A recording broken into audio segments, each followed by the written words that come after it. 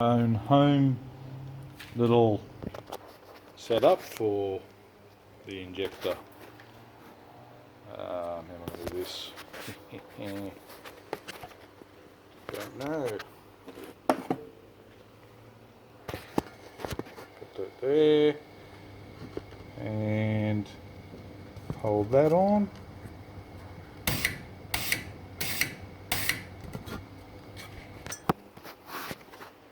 Car charger, alligator clamps, 2 wires going to the terminal of the injector. Don't know which is positive, I just swap them around. And tie tube from super cheap. Drilled a hole in the cap so it's fairly tight, and that's just I suppose I can take it out, spin it around. Throttle body cleaner or carb cleaner you need, and that works perfectly. Bada bing bada boom. Thanks YouTube.